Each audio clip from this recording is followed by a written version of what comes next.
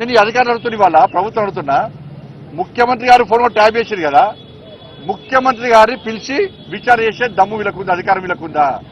సాక్షాత్తు జడ్జిల phone tap చేశారు కదా, జడ్జిలను పిలిచి విచారణ చేసే అధికారం వీళ్ళకుందా? మరి ఏం ఎట్లా విచారణ చేయాలి? అందుకే సిబిఐకి ఇవ్వాలని మేము అంటున్నాం. మీరు సిబిఐకి ఇవ్వకుంటే ఇదంతా తూతు మంత్రము. ఇది మీ ఇద్దరి మధ్య జరిగిన అండర్స్టాండింగ్, బీఆర్ఎస్ కాంగ్రెస్ మధ్య జరిగిన అండర్స్టాండింగ్. ఒక్కొక్క స్కామ్ కు అక్కడ రేటు కుదురుతుంది ఢిల్లీలో. ఫస్ట్ ఫామ్ హౌస్ కేసు ఇన్ని కోట్లు తీసుకుపోయి ఢిల్లీలో మూటల్లో పెడుతున్నారు. పోర్ట్ ట్రాఫిక్ కేసు ఢిల్లీలో మూటల్లో పెడుతున్నారు. కాళేశ్వరం కేసు మూటల పెడుతున్నారు. డ్రగ్స్ కేసు మూటల పెడుతున్నారు. ఈడ విచారణ చేస్తా అని చెప్పి వీడంటున్నారు, కమిషన్లు వేస్తున్నారు. ఈ విచారణ పూర్తి కాకముందే కేసీఆర్ సార్ ఎవరు గెలవాలి, ఎక్కడ గెలవాలో కలుస్తున్నాడు. ఢిల్లీలో కాంగ్రెస్ పార్టీ నాయకులను 100 కోట్ల రూపాయలు మూటల పెడుతున్నారు. కాళేశ్వరం కేసీఆర్ కుటుంబానికి ఏ విధంగా ఏటీఎంగా మారిందో, ఈ కేసీఆర్ కుటుంబం చేసిన అవినీతి, కాంగ్రెస్ పార్టీ ప్రభుత్వం వేస్తున్న కమిషన్లు అన్ని కూడా ఇలా కాంగ్రెస్ పార్టీకి, ఢిల్లీ నాయకత్వానికి ఒక ఏటీఎం లెక్క మారినాయి. ఇంత జరుగుతుంటే కేసీఆర్ కుటుంబాన్ని అరెస్ట్ చేసి దమ్ములేదు. లాస్ట్ రాష్ట్ర ముఖ్యమంత్రి గారు ఏం చేశారు? క్లీన్ చీట్ ఇచ్చేసి ఇవాళ మేము కేసీఆర్ ను ఏం చేయం. అదే రాష్ట్ర ముఖ్యమంత్రి గారు జైలుకి పంపినప్పుడు నీ ఫోన్ నీ కుటుంబ సభ్యుల ఫోన్ ట్యాప్ చేసిండు. ఎవరు చేశారు? కేసీఆర్ చేసిండు, కేసీఆర్ కొడుకు చేసిండు. అటువంటి కేసీఆర్ కు క్లీన్ చీట్ ఇచ్చిండు రాష్ట్ర ముఖ్యమంత్రి. అంటే అండర్స్టాండింగ్ చేసుకోండి. కేసీఆర్ ఏం చెప్తే రేవంత్ రెడ్డి గారు గదే చెప్తాడు.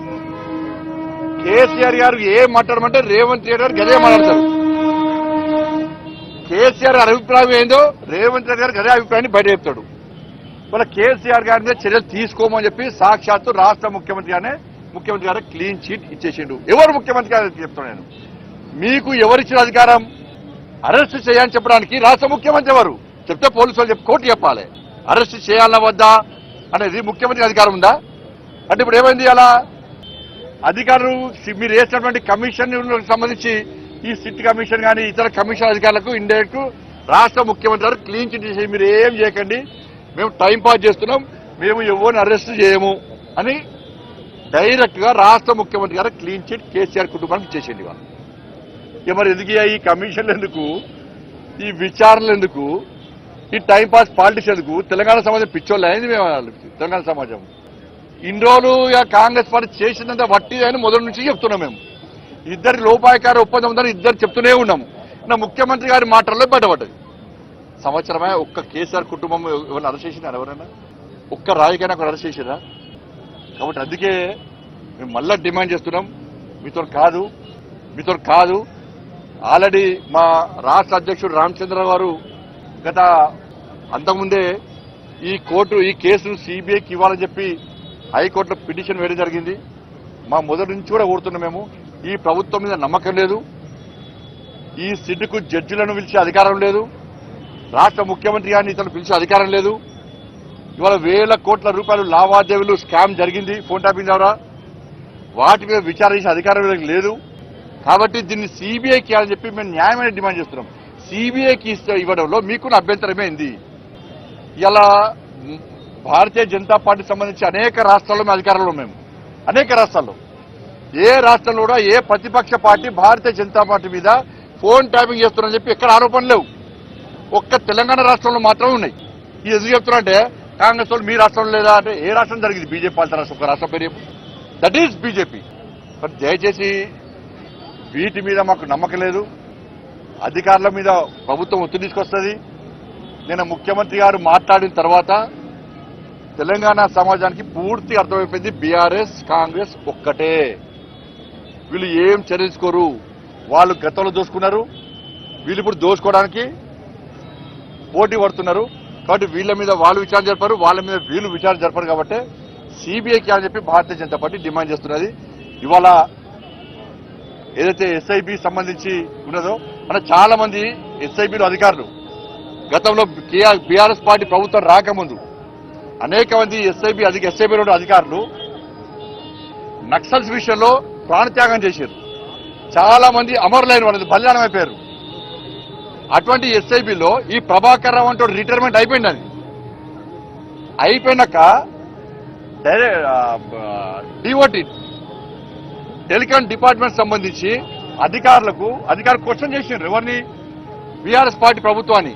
అరే ప్రభాకర్ రావు అంటే రిటైర్మెంట్ అయిపోయిండు, అటువంటి వ్యక్తిని ఎస్ఐబిలో మీరు ఏ విధంగా మీరు పెడతారు?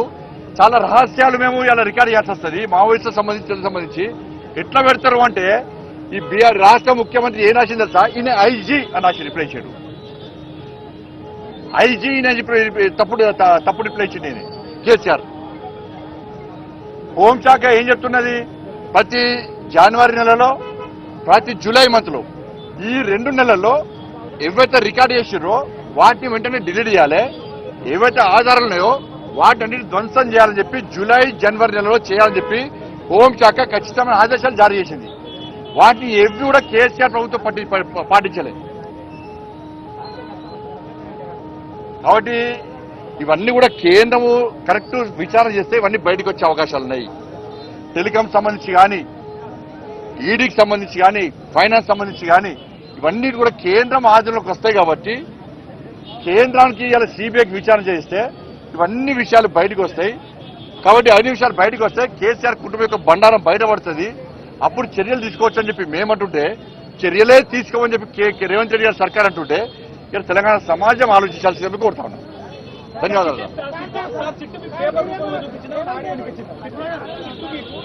అలా లోపల జరిగిన విషయాలు బయట చెప్పద్దు. సిట్టికి సంబంధించి నా దగ్గర ఆధారాలు కానీ నా దగ్గర సమాచారం పూర్తి కూడా నేను సమర్పించిన దాని కూడా విచారణ జరపాలని చెప్పి కోరాను నేను.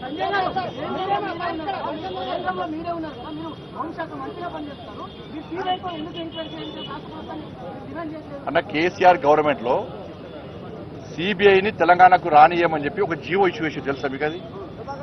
కాబట్టి డైరెక్ట్ గా సిబిఐ తెలంగాణకు వచ్చే అవకాశం లేదు.